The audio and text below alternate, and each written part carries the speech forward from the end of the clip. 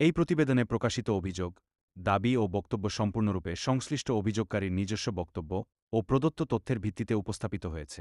বিনিউজ বাংলা স্বাধীনভাবে উল্লিখিত অভিযোগসমূহের সত্যতা যাচাই করেনি এবং প্রতিবেদনে বর্ণিত কোনো দাবি বা অভিযোগের পক্ষে কিংবা বিপক্ষে কোনো অবস্থান গ্রহণ করছে না। সংবাদ মাধ্যম হিসেবে জনস্বার্থে অভিযোগকারীর বক্তব্য তুলে ধরা হয়েছে। সংশ্লিষ্ট ব্যক্তি, প্রতিষ্ঠান বা অন্য কোনো পক্ষের বক্তব্য পাওয়া গেলে তা গুরুত্বসহ প্রকাশ হবে। আমার নাম রবিশঙ্কর বর্মন আছে। আমি গীতা দেবী বর্মন আমার মা আছে, ওনার এই নামে দোকান আছে। আমি ওনাকে দোকানদারিতে হেল্প করি। উনি বয়স্ক হয়ে গেছেন, উনি চালাতে পারেন না, তো ওনার দোকানে আমি ওনার হেল্প করি। উনি মাঝে সাঝে আসেন দোকানে সকাল বিকাল, আমি মেন দোকানটা চালাই। কিছুদিন আগে থেকে মানে মোটামুটি 1 বছর আগে Abhayam Makharia, son of Rahul Makharia, Jewels Jewelleries মালিক, আমার পাশের দোকানদার। আগে ও টেনেন্ট ছিল, আমিও টেনেন্ট ছিলাম।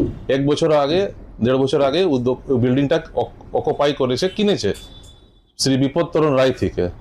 ওটা না জানিয়ে না বিপত্তরণ রায় আমাকে জানালেন, না কেউ জানালো, মানে গোপনভাবে বিল্ডিংটা কিনে নিলেন আমাকে মানে উচ্ছেদ করার জন্য।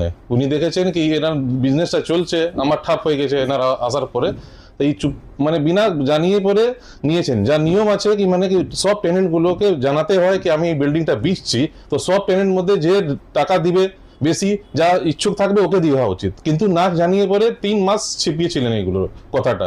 3 মাস ছিপিয়ে পরে আমাকে চিঠি পাঠাচ্ছেন অভয়ম মাখারিয়া কি আমি এই বিল্ডিং এর মালিক হয়ে গেছি, এবারে তুমি আমাকে ভাড়া দাও।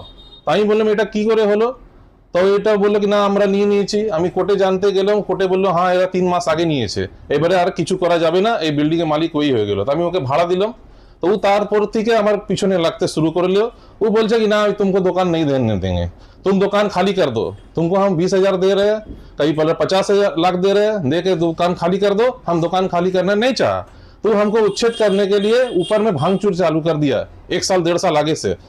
उसका डेट है म्यूनिसिपैलिटी में 4/6/2025 को मेयर को चिट्ठी दिया कि देखिए ऊपर में भांगचूर कर रहा, आप कोई पदक्षेप लीजिए, ये काम रोकाइए। फिर 14/10/2025 में अबर मेयर को, कमिश्नर को, डिप्टी कमिश्नर को, सबको चिट्ठी दिया, कमिश्नर और पुलिस को चिट्ठी दिया, लेकिन कोई पदक्षेप नहीं लिया। तो लास्ट में हम 144 का मामला किया 5/6/2025 को आसनसोल कोर्ट में। फिर कुछ नहीं हुआ तो फिर हम 9/10/2025 को फिर 144 का मामला किया। जब मामला हम किया तो हड़बड़ाहट में क्या किया, अभय मकारिया जाके म्यूनिसिपैलिटी में श्रीवास्तव सर से मिला, वहां का असिस्टेंट मैनेजर असिस्टेंट इंजीनियर है श्रीवास्तव, उससे सांठ-गांठ करके ये अपना झूठ मूठ का एक मैंने कि रिपेयरिंग का ऑर्डर ले लिया। अभय मकारिया सन ऑफ राहुल मकारिया।